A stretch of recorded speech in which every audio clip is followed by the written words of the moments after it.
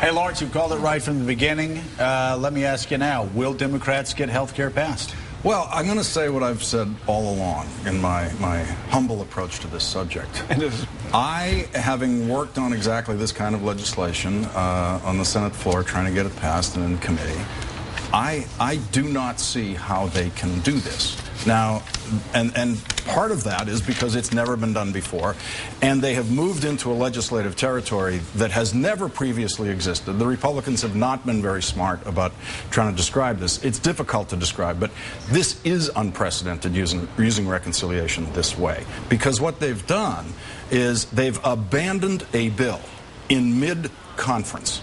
The Senate passed a bill, the House passed a bill. They were in mid-conference negotiating this bill in conference, and they said, it's going to be impossible for us to pass it now because of Scott Brown. So we're going to abandon conferencing this bill and move over to another legislative vehicle called reconciliation to handle something that you've already been legislating another way. Now, that's never occurred before. That's never happened before. Never. I have never seen, people come on this show all year, right? I mean, everybody, the conventional wisdom on this show is the Democrats have to pass something because it'll be terrible if they don't, because they'll show they can't govern.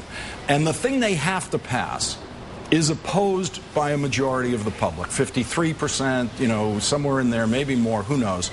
But it is fundamentally opposed by the public. No one has given me the example of the party that passed the thing the public didn't want in order to win an election. But every single pundit on this show, except for you, as far as I can tell, for a year, Democrat and Republican, they all agree that this has to be done. The groupthink in the media about the Democrats have to do this for their own good is virtually universal, and that groupthink is joined at some point in the Congress, and we'll see if that's the groupthink that gets them through to do this.